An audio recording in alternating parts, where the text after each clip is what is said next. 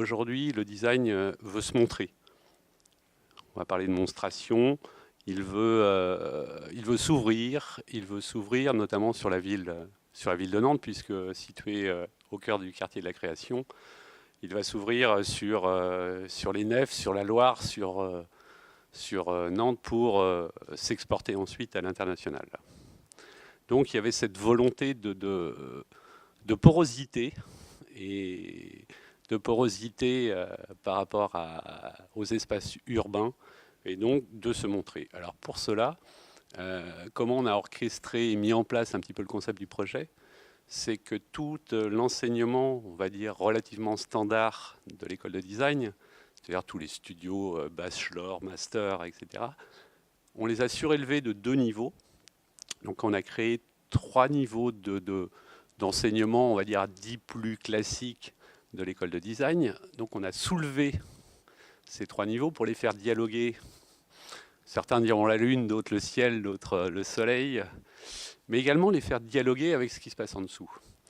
Donc on part de ces 3 niveaux qui sont surélevés, qu'on va appuyer sur des petites aiguilles qui vont être toutes en périphérie de ce volume qui deviendra un petit peu emblématique, et ce qui a permis de rendre transparent 2 niveaux sur une hauteur de 6,70 m, je crois, aujourd'hui, ce qui permet à la ville de pénétrer, de traverser ce bâtiment. L'école est là, mais elle n'est pas là. Ensuite, il a fallu habiter ces rez-de-chaussée, en fait, cette double hauteur. Et là, on a mis tous les programmes emblématiques de l'école. Une école de design, c'est fabriquer également. Fabriquer des choses, fabriquer des objets. Donc on a installé tous les ateliers, les grands ateliers de fabrication, la menuiserie, la métallerie, la poterie, le numérique, etc. La sérigraphie, tout ce qui peut servir à fabriquer l'objet. À fabriquer l'objet et la ville et au-delà si on peut aller plus loin, quoi. Et ça, c'est toute cette fabrication et dialogue avec l'urbain autour, avec le public, avec le passant, avec tout ce qui se passe autour. Et il y a également un élément important du programme qui est ce qu'on appelait l'événementiel ou le forum dans le programme, qui a été surélevé, c'est-à-dire qu'on a surélevé le sol. On part du sol urbain, il se soulève, il arrive à mi-hauteur de cet espace transparent. Et il est totalement transparent, que ce soit d'est en ouest ou du sud vers le nord. Donc ça, c'est ce qu'on va appeler le cœur en fait, de l'école de design. Donc on est vu, on voit, le public voit ce qui se passe à l'intérieur, les étudiants vont voir ce qui se passe à l'extérieur. Et ça, c'est très important.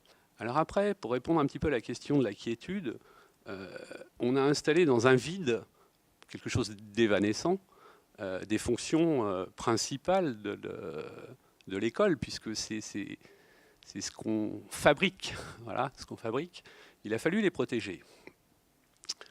Aujourd'hui, pour utiliser un produit qu'on va dire évanescent, c'était du vitrage. Par contre, ce qui est très important, c'est là où on a positionné le vitrage par rapport à la limite du bâtiment. Et ça, on va le découvrir au fil des années qui vont arriver, quand le bâtiment va sortir de terre. On a positionné le vitrage en retrait de la façade, ce qui nous a permis de faire décoller encore plus le bâtiment. Donc les petites aiguilles dont on parle, qui sont les poteaux designés, un petit peu industriels, support de ces éléments programmatiques, se trouvent à l'extérieur et le vitrage se trouve à l'intérieur. Donc on est à peu près à 50 cm de toute la peau extérieure qui vient englober les programmes de l'école de design.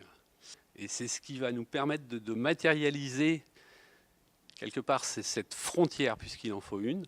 Elle doit être poreuse, transparente, mais elle doit exister. Après, au niveau du confort ou de la relation avec l'espace public, là, on installe des programmes à vocation de fabrication ou de monstration ou d'événementiel, etc., on est vraiment dans le rapport avec le public, donc l'espace urbain.